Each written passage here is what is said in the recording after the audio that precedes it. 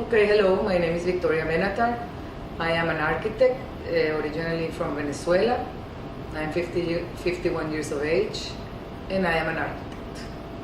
The reason I came to United States, specifically to New York, was to make a master in architecture, because I had the idea of developing more my skills of computer design for architecture, computer software for architecture.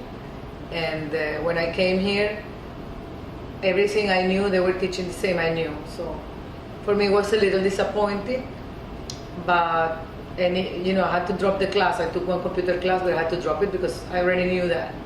So that was a little disappointing. But then the next year, where I have the practical training visa, which I didn't know, they computerized the whole School of Architecture, making what's called now the paperless studio. Bernard Schumi, which was the dean at the time, decided that that he was going to advance more in the technology in the departments of the school. So I was there at the right time in the right place with the right knowledge. So they hired me to be the digital assistant, which was a new position that didn't exist before.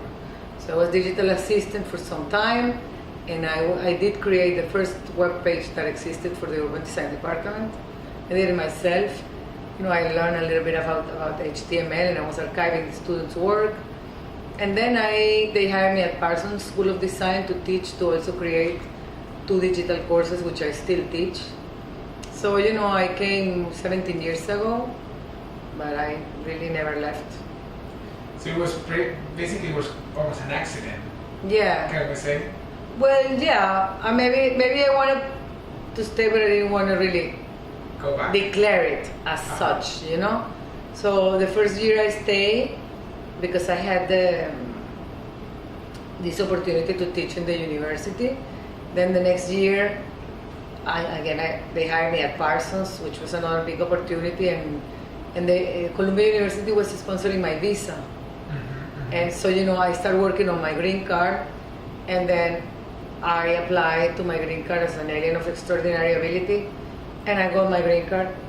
So I stayed, and then I applied for my architecture license, and I got it too. And then I applied for my passport, and I got it too. So basically, it is 17 years that I was, organizing to stay or to go. I was not clear, but things work out great, so I stayed. Did you feel any cultural differences between from Venezuela and the U.S.? Yeah, there are a lot of cultural differences here. Like, for example, I realized, and it's funny because when you are away from your country, you notice more the cultural things there, and you notice the difference. I see, for example, that the Anglo-Saxon cultures are very practical. So, for example, taking a 2-hour lunch is not practical. Having a fight with your boyfriend is not practical. So they are very practical.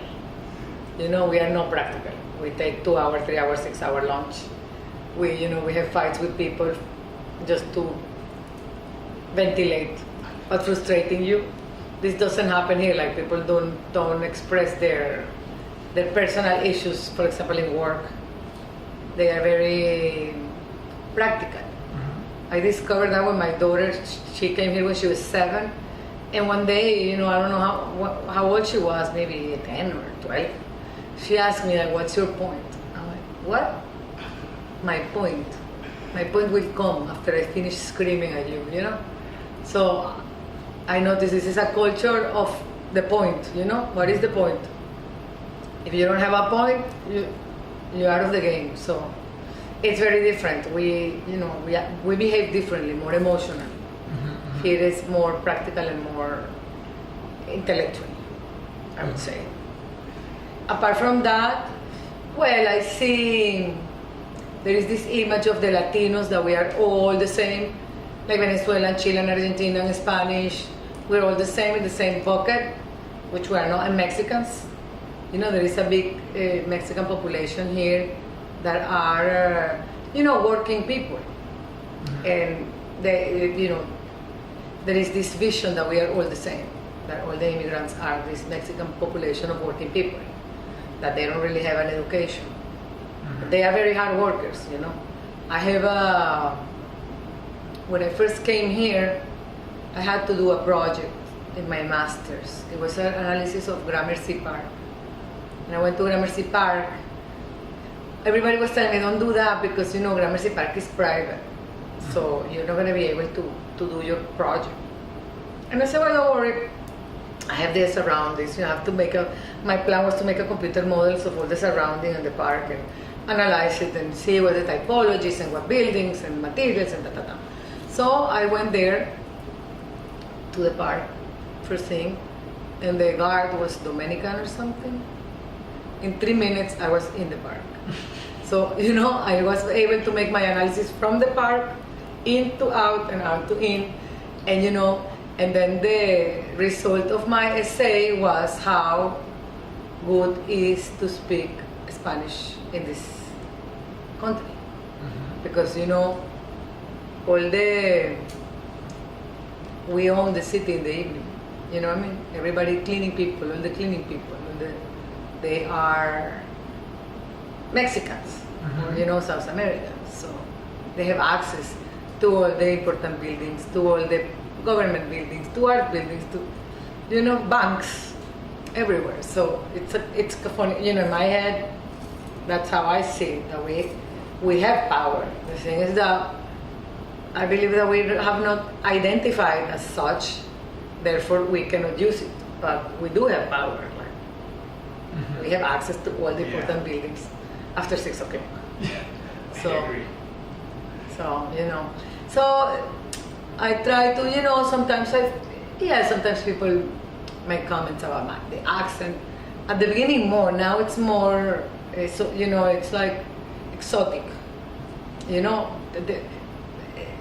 you know, yes, there is some, but I try not to take it, you know, too seriously, like people make comments about, especially because I am in a male-dominated career, which is architecture. So it's not just it's being Latin, it's being woman. But I try not to give too much attention to it, because the more attention you give to it, the more bigger it becomes. And so, you know, I continue with my work, and I try to learn from this culture and to learn from women here. I try to teach women what's the difference, because, for example, in my country, everybody thinks it's a macho culture and men are the you know, in power, but really in my country specifically is the woman power. You know, we have other tools, and in my country, I believe women know how to use their power very well. We don't have to say it, you know, it's not said, but it is. You know, that's why in in Venezuela there is all this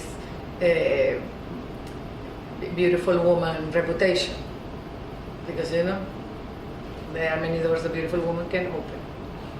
So, and you don't have to necessarily be in that profession. Do you have any relationship with the Venezuelan culture here in New York? Yeah, sure. I have a lot of Venezuelan friends. Actually, I work for a charity that's AIDS for AIDS, who was founded by a Venezuelan friend of mine. And, you know, we are a group of Venezuelan people working for the cause. At this moment, this is flag there, we are trying we are working for the opposition candidate politically in Venezuela to see if we can do something in the elections. So maybe we can help change stuff there. So yeah, I maintain relationship with my country.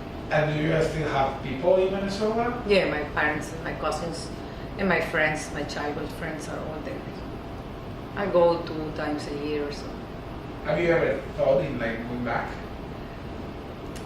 You know what, the thing is that when you live in New York for so long, it's difficult to think that you can go to another place. It feels like a small town, you know? Here we are very spoiled, we have everything, you know, you want to be in the middle of the world, and you want to be in your house. As you see, you know, my house, I create a small fortress for me. It's quiet, no, you don't hear anything from outside. So you can be as isolated as you want, as centered as you want. And, yeah, I like it here for my professional ambition, let's say. I like it here. I don't know what's gonna happen because you never know. I never thought I was gonna come here for so long. If you could have asked me, I said, "You're crazy," and So life plan, you plan life and then God decide for you. Totally.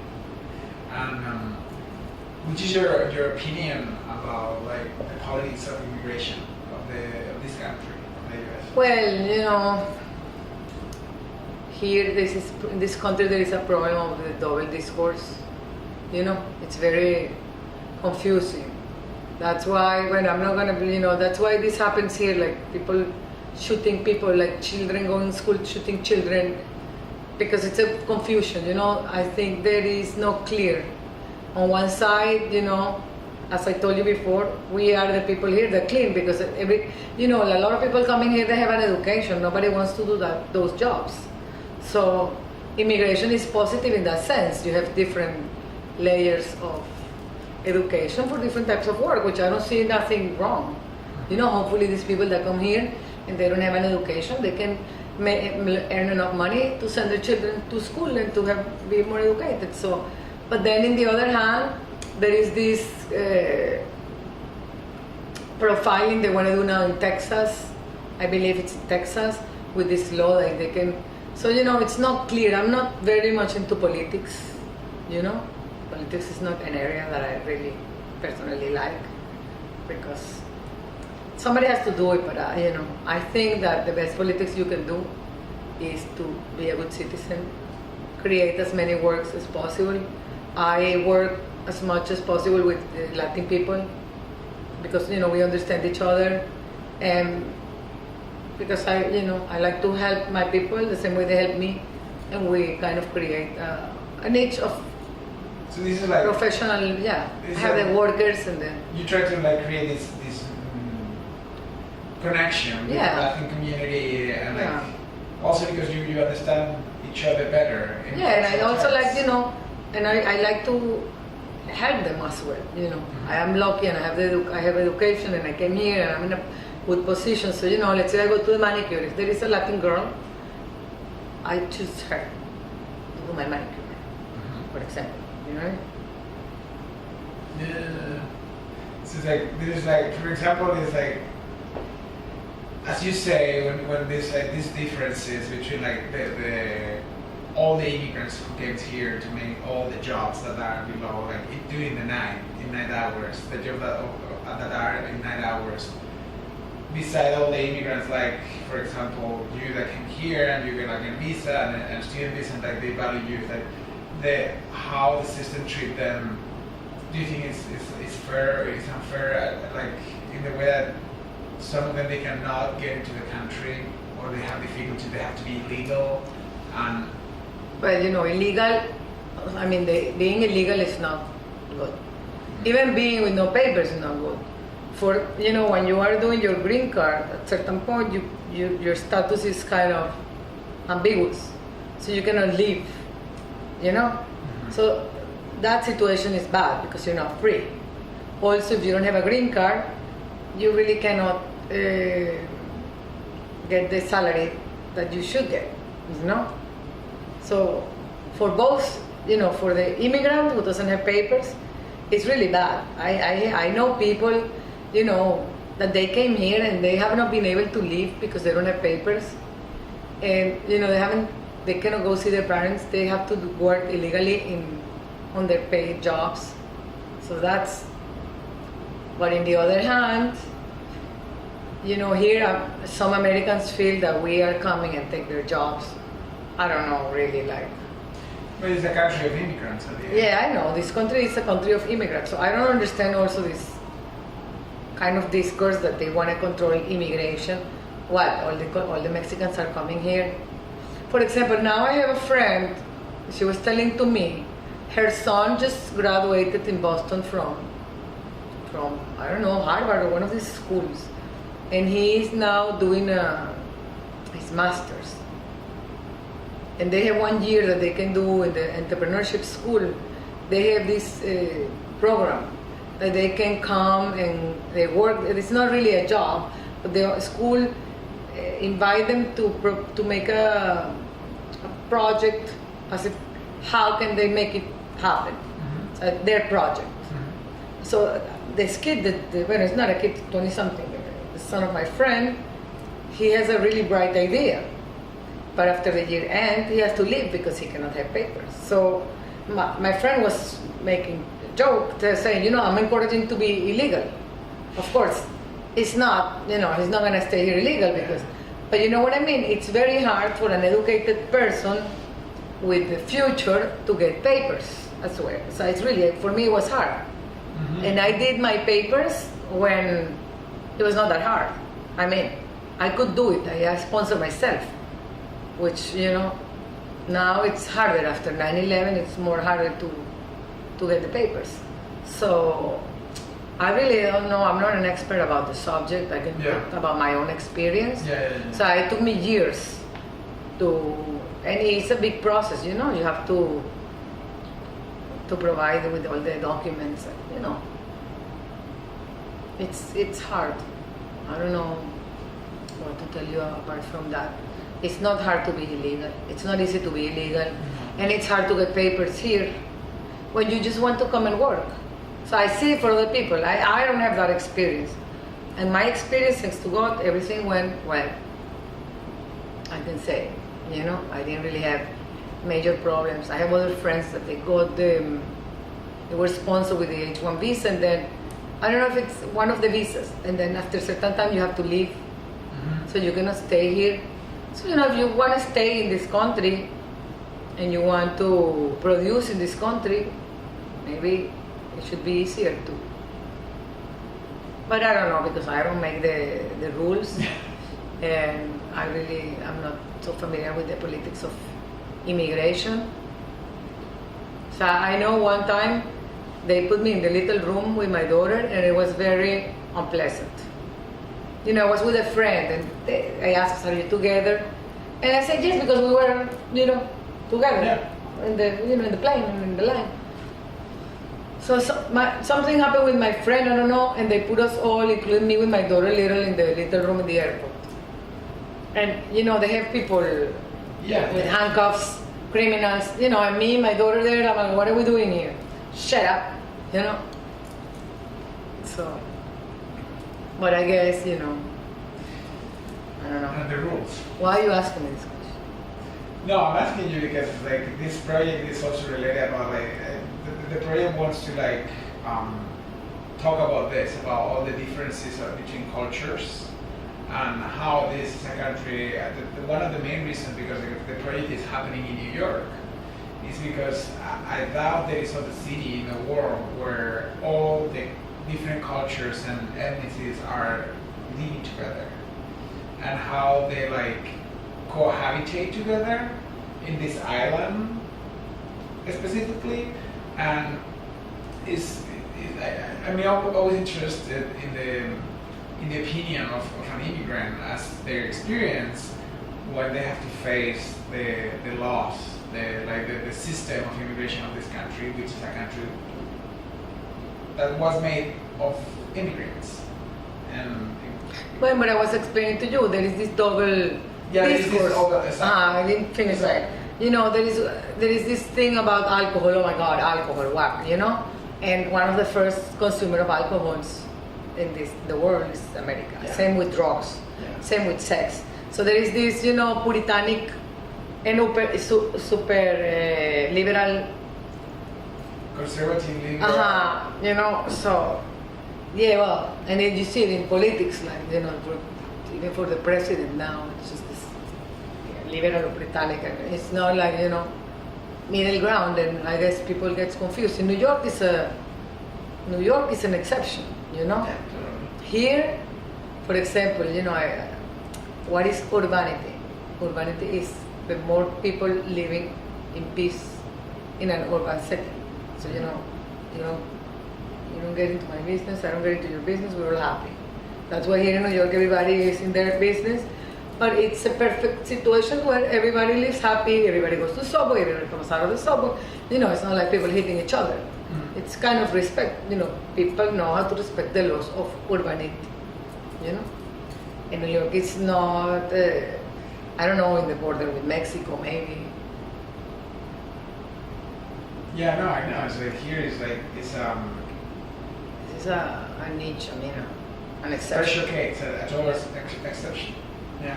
And that's what's fantastic about New York. I don't know if I want to go, to another state.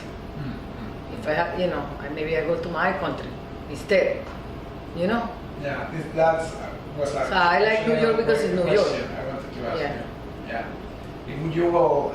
My other question would be like, do you feel American now that you have a passport? Say so.